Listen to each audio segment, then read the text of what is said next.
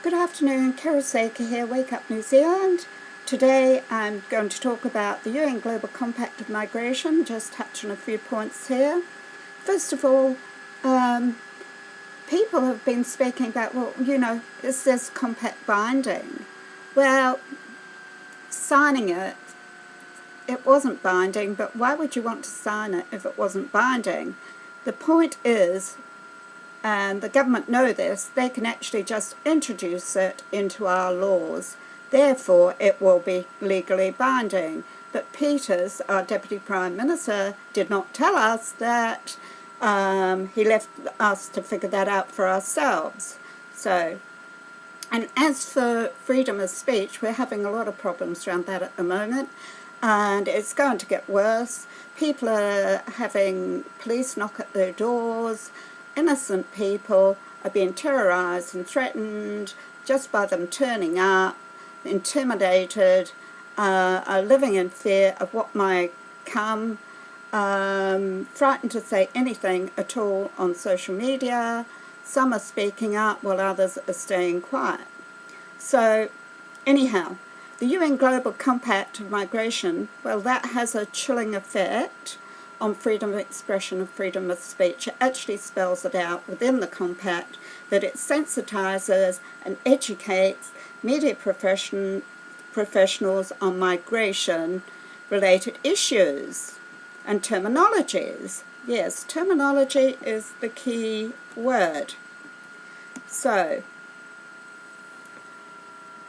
under the UN Global Compact, refugees, migrants have more rights than the citizens of New Zealand. The New Zealand government has agreed by signing this compact that migrants, refugees have the right to housing, health, legal entity, education, etc., etc. New Zealand citizens, if on a public housing list, if a migrant refugee requires a house, then that New Zealand citizen will drop down the list. So we'll have to wait longer because they do not have the same rights.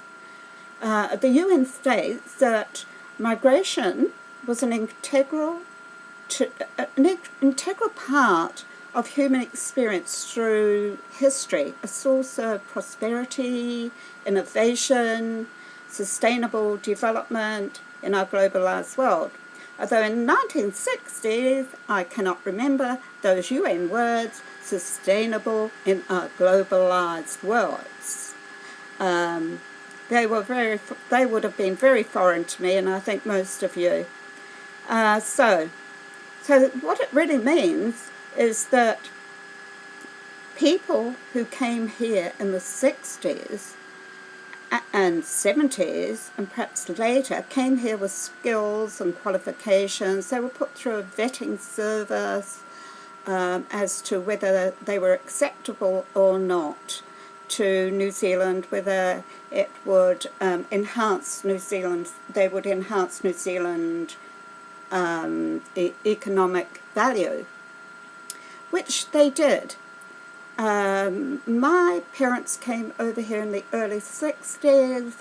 My father was sponsored out here by a company.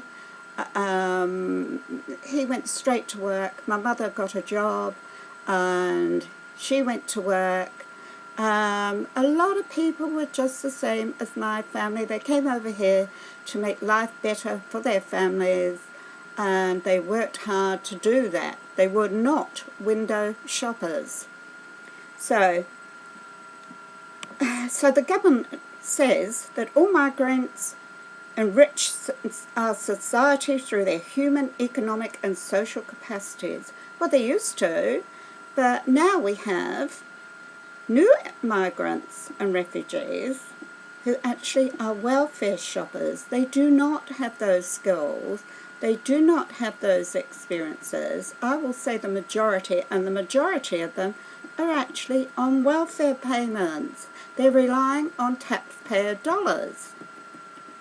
So the income earners of New Zealand will have to dig deeper into their pockets in the long run as migrants and refugees increase.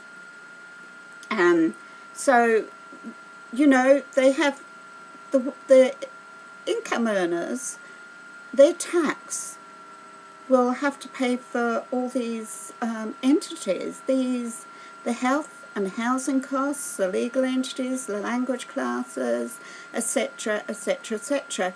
In education, we'll have to have more fully trained, ethically diverse teachers to help these children who are from other international third world countries. The other thing that arose was about New Zealand's sovereignty, and it was really in my face the other week on Anzac Day when a sovereignty group who I met up with go on about, oh, we must save our sovereignty of New Zealand. This is ridiculous. When are people going to realise that we have no true sovereignty in New Zealand? Decades ago, we gave our sovereignty to the United Nations. So the UN has its finger in every pie, in every aspect of life in New Zealand, the laws, legislations and its policies. Therefore, the UN actually holds governance over New Zealand.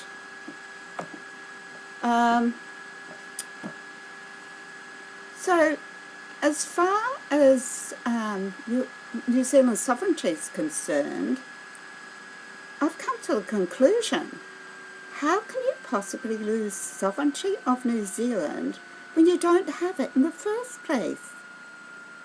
You know, there's no true sovereignty in New Zealand, so stop fighting for it. You need to start demanding to get it back, so that we make our own laws, our own policies, and we don't have to put up with collective global laws and legislations in our country. And we need to start doing something about that. Too many people are silent. There's only a few hundred of us who actually speak up. I can understand people not speaking up prior to the UN Global Compact on Migration. The rallies I went to, very few people even understood what it was about.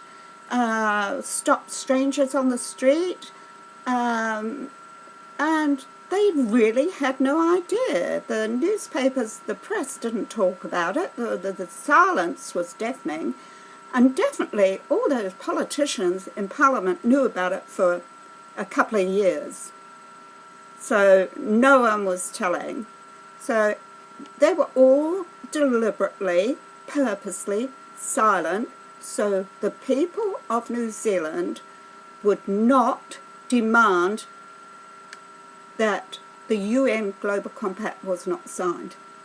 They wanted you all to be illiterate, as if this was just pie in the sky talk and it wouldn't be taken seriously.